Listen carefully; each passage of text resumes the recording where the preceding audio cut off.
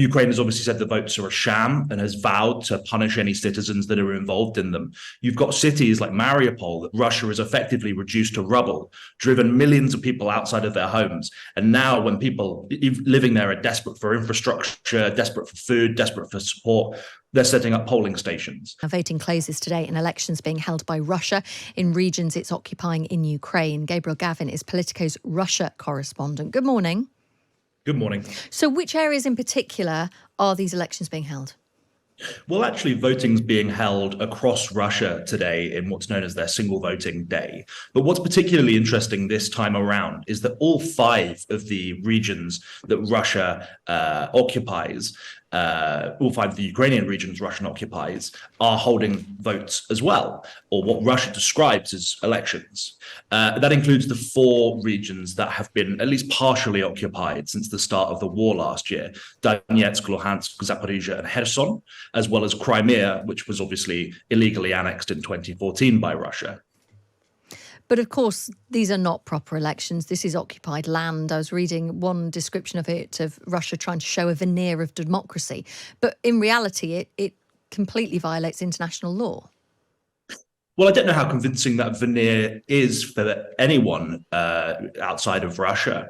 Ukraine has obviously said the votes are a sham and has vowed to punish any citizens that are involved in them. You've got cities like Mariupol that Russia has effectively reduced to rubble, driven millions of people outside of their homes. And now when people living there are desperate for infrastructure, desperate for food, desperate for support, they're setting up polling stations.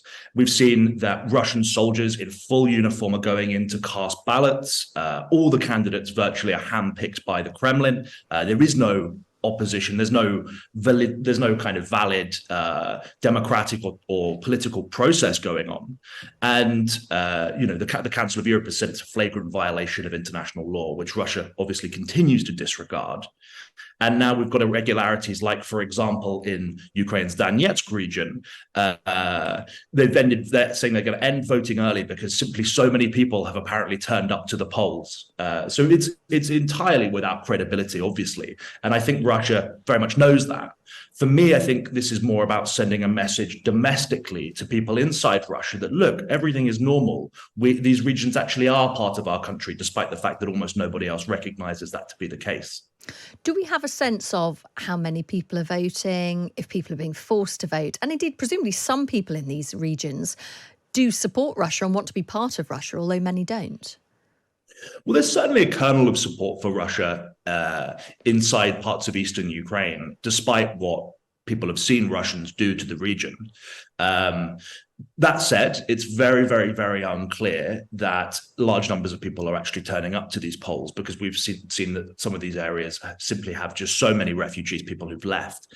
And in, for example, Kherson region and Zaporizhia region, Russia doesn't actually control the regional capitals. The Ukrainians have been very successful at either defending them or pushing the Russians out. And as a result, it's very, very unclear that there's even a large number of people, living there, able to kind of form any kind of democratic mandate. And I think if you want to know kind of how Ukrainians feel about being governed as part of Russia, you need only look at the Ukrainian armed forces that are putting their lives on the line every day to stand up for what they see as, their country's independence, its democracy, and its kind of alternative path to the one that Russia's taking. But again, I think Russia will obviously immediately issue a statement saying, 120% of all eligible voters have turned up and everyone's really happy, because it's supposed to be business as normal for Russia. And in reality, it's anything but business as normal. Russians have seen, the ruble slide to historic lows as a result of the war. Flights from the capital, Moscow, have been shut down today, as they have been most days for the last few weeks, because of drone interference. So people going on a late summer holiday simply can't get on a plane, or their planes can't land on the way back. And just a few weeks ago, 2 months ago, they've seen mutineering troops in the streets. So if this is supposed to convince people that all is well, it's asking for a real leap of faith from the Russian public. How difficult is it, though, for the Russian public to access accurate information about what's going on when there's such widespread propaganda? Are they able to make an informed decision in any way? I think it's not difficult at all for people to access reliable information. I mean, almost every Russian, particularly every young Russian, has access to a VPN, a proxy that allows them to access banned sites. Telegram News, for example, the popular social media network in Russia, enables people to access free pro-opposition, pro-Ukrainian media. The question really is whether people want to do that. And in the conversations that I and many others have had with Russians since the start of the war, it's clear that many people don't want to see impartial information. They hear and know about the massacres in Bucha. They understand that Russia is hitting civilian areas, but they just don't want to look the issue in the face. They don't want to consider for a second that their country is at fault. And even people will tell you, I don't want the war, but I support my country regardless. So there's a real element of kind of a combination of apathy and patriotism that has allowed the Russian ruling class to get away with doing whatever it wants to do. And it's clear that what it wants to do is commit atrocities in Ukraine. Gosh, fascinating insight. Thank you. Before you go, I want to ask you about the G20 meeting, this joint declaration on Russia's invasion of Ukraine, really watered down from last year. I just wonder if you feel that that's very much playing into Russia's hands. Well, I think anything that shows there isn't a lack of unity in the that there's a lack of unity in the international community plays into Russia's hands.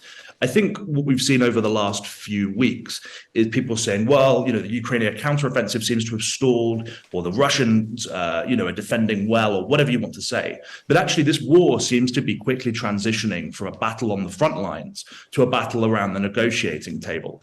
And effectively, the war will be decided by which country collapses first, whether it's Western support for Ukraine that starts to fade. I don't think it will. But Russia's certainly hoping that'll be the case, or whether Russia's internal politics, its ability to maintain this war, its ability to plug the gaps in its budget, collapse first, which I think is the more likely situation. So I think for now, Kyiv knows that it has to keep securing support from the West, militarily, economically, politically, while at the same time doing everything it can to erode Putin's base at home.